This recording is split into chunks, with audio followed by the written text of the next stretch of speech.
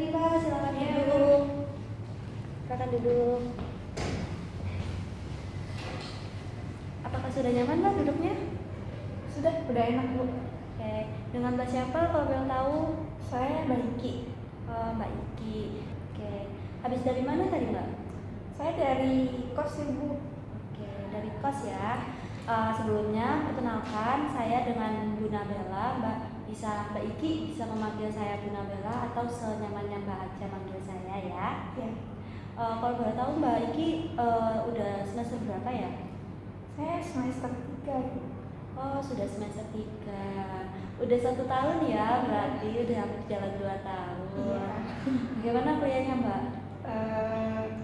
Ya kayak berat-berat gimana gitu.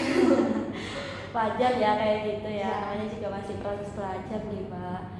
Kalau boleh tahu Mbak kedatangan Mbak ke sini untuk apa ya? Saya sebenarnya cuma butuh tempat untuk cerita sih Bu akan permasalahannya saya. Bagus sih. Oke, berarti Mbak kesini mau nyeritain ya apa yang sedang Mbak alami. Jadi sebelum Mbak bercerita, izinkan saya menjelaskan bahwa di sini saya sebagai konselor akan membantu Mbak Iki dalam menyelesaikan permasalahan yang sedang Mbak Iki alami, dan Mbak Iki sebagai konselor akan menceritakan semua permasalahan yang Mbak Iki alami tanpa ada rasa takut dan juga keraguan bahwa cerita Mbak Iki ini akan saya sebarkan atau akan bocor ke pihak-pihak lain. Dan sesi konseling ini akan berlangsung selama 20 menit ke depan. Apakah Mbak Iki pahami? Ya, saya paham. Oke, baik. Sesi konseling ini dapat kita mulai? Ya, bisa Ibu. Oke, baik. Silakan Mbak Iki menceritakan apa permasalahan yang sedang Mbak Iki alami. Jadi saya tuh kalau di depan banyak orang tuh di tempat umum tuh saya kurang percaya diri gitu loh Bu. Saya kayak jalan aja kayak saya selalu mikir ini loh Bu, kayak penilaian orang terhadap saya gitu loh Bu. Oke, jadi di sini saya menangkap bahwa Mbak Iki tidak percaya diri ya jika di keramaian gitu. Mbak Iki selalu memikirkan pendapat orang lain terhadap bagaimana Mbak Iki. Bisa dijelaskan lebih lanjut kira-kira apa yang Mbak Iki rasakan saat jalan di keramaian atau sedang berinteraksi dengan halayak ramai? Ini kayak sebelumnya tuh saya pernah dibilang gitu loh Bu sama orang, kayak kalau saya gendut tuh saya nggak bagus, kayak kamu kalau gendut jelek loh gitu kan. Jadi itu yang membuat saya akhirnya kayak kalau di depan umum tuh saya selalu mikir kayak gimana ya pendapat mereka tentang saya, gimana ya penilaian mereka tentang pakaian saya, fisik saya bahkan Ibu. Kayak intinya saya gampang kepikiran kalau orang lain tuh melihat saya tuh gimana sih gitu loh Bu. Oke, baik. Saya memahami perasaan yang Mbak Kiki alami ya. Tapi di sini apakah Mbak Kiki memang pernah mengalami langsung penilaian buruk terhadap Mbak Kiki dari orang lain itu? Sejauh ini baru pertama kali sih Bu. Dan itu udah kejadiannya udah lama sih Bu. Pas saya masih SMA.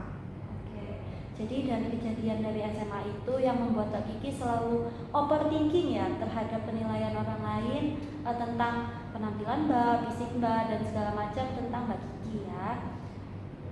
Baik. Saya kayak ya selalu takut gitu lah Bu akan penilaian orang lain terhadap saya. Terus kayak saya merasa saya tuh nggak layak gitu loh Bu buat ada di tempat itu gitu loh Bu. Baik, saya memahami perasaan Mbak Kiki. Justru itu sangat berat ya bagi Mbak Kiki sampai Mbak Kiki merasa bahwa Mbak Kiki tidak layak untuk berada di tempat itu. Boleh dijelaskan apa saja yang sudah Mbak Kiki lakukan untuk mengatasi overthinking yang Mbak Kiki alami? Kalau melakukan sesuatu saya pernah Bu, saya kayak berusaha untuk nurunin BB saya sampai kayak mengabaikan waktu makan saya gitu loh Bu, sampai seharian tuh bisa gak makan cuma ya itu tadi kayak saya dikatain gemuk itu nggak bagus gitu loh Bu. Jadi saya kayak ya udah kamu diet dari sekarang biar kamu tuh bagus dilihat orang gitu loh. Oke. Dari yang Mbak Kiki lakukan, apakah Mbak Kiki melihat yang Mbak Kiki lakukan ini berdampak positif ataukah berdampak negatif bagi Mbak Kiki sendiri? Sebenarnya saya ngerti sih Bu kalau ini tuh berdampak negatif di saya karena saya jarang makan juga. Dari situ kan saya gak merhatiin kesehatan saya, terus saya sering sakit perut akhirnya dari kejadian kayak gitu. Oke. Baik, di sini berarti Mbak Kiki sudah menyadari ya apa yang sebelumnya pernah Mbak Kiki lakukan itu sebenarnya berdampak negatif bagi Mbak Kiki sendiri. Bisa dijelaskan lagi apa saja hal selain itu tadi yang mungkin ingin Mbak Kiki terapkan untuk menghalang perasaan pikiran-pikiran negatif yang Mbak Kiki mungkin pikirkan saat berinteraksi dengan orang lain? Selain saya coba untuk atur jam makan saya, juga saya kayak selalu ini sih Bu, kalau ada waktu luang kayak weekend itu saya selalu olahraga, misalkan olahraga, terus merhatiin jam tidur saya juga karena itu menurut saya juga berdampak sama kenaikan berat badan saya. Terus habis itu saya selalu nerapin kayak gak semua orang tuh merhatiin kamu gitu loh Ki. Itu sih Bu. Oke, di sini sangat keren ya Mbak Kiki sudah memikirkan jangka panjang dan juga solusi panjangnya untuk Mbak Kiki bisa terapkan. Mungkin Mbak Kiki bisa mulai menerapkan hal-hal yang Mbak Kiki sebutkan tadi. Oke, apakah Mbak Kiki sudah mempunyai tujuan setelah dari sesi konseling ini? Apa tujuan yang Mbak Kiki inginkan? Apa yang Mbak Kiki harapkan sudah selesai dari sesi konseling ini? Saya berharap kayak saya gak dengerin omongan orang lain lagi sih Bu tentang saya, dan saya selalu kayak nerapin pikiran positif kayak gak semua orang melihat kamu, gak semua orang tuh berpikir jelek tentang kamu. Terus saya mencoba untuk ya tadi itu kayak ngatur jam makan, jam tidur, weekend olahraga gitu-gitu deh Bu. Oke, mungkin kita bisa mencapai yang tujuan yang Mbak Kiki inginkan itu tadi ya. Jikalau memang Mbak Kiki dari hati, dari dalam hatinya, dari dalam dirinya Mbak Kiki mau untuk menerapkan hal-hal yang sudah sebelumnya disebutkan oleh Mbak Kiki. Baik, selama sesi konseling ini apa yang sudah Mbak Kiki dapatkan? Saya sebelumnya kayak mau takut gitu loh Bu untuk cerita ke orang lain.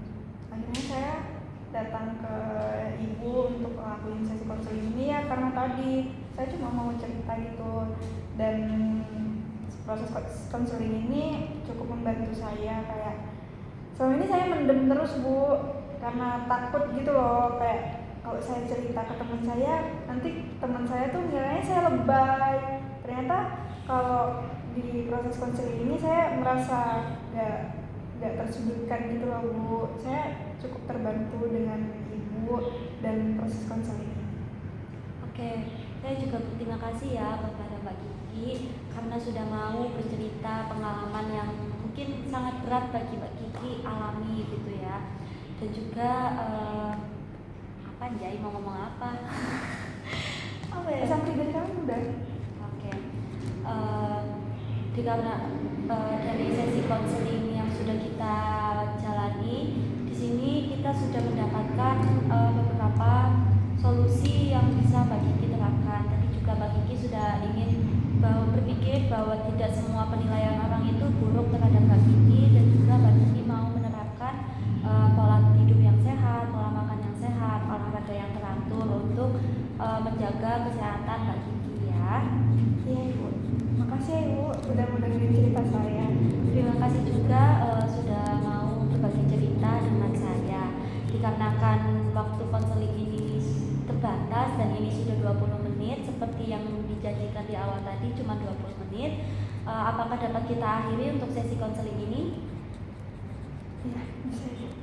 Oke, jika nanti Mbak Kiki merasa ada masalah lagi yang ingin diceritakan atau ada kendala, jangan ragu untuk datang kepada saya lagi. Boleh kontak saya via WhatsApp ataupun datang langsung kemari ya.